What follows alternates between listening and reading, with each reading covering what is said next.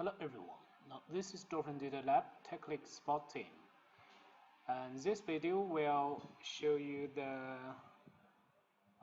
function for testing the heads for the Western Digital SMR hard drive. So we can learn more about this function here. We can enter the DFLWD hard drive firmware repair software. Now this is the latest software. We can see it's version 3.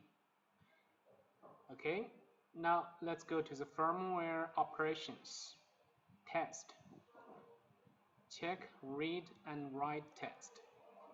Now we can find out there are two heads for this Western Digital SMR hard drive. In order to test these two heads, so we need to tick these two heads and then click OK.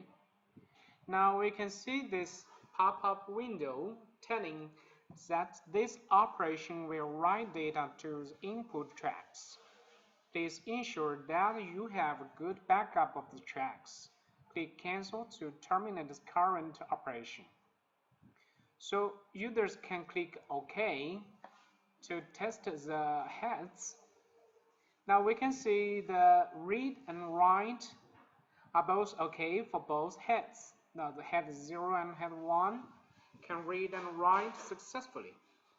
But please note that this head test is for firmware error only. This test cannot show the health information for the data error. So it just shows the health information for the firmware error, not for data error. Please note that this one is important. Sometimes the heads test are successful within this firmware error, but the heads can be weak, or there are some parts of LBA range within the data error are weak or damaged on the surface.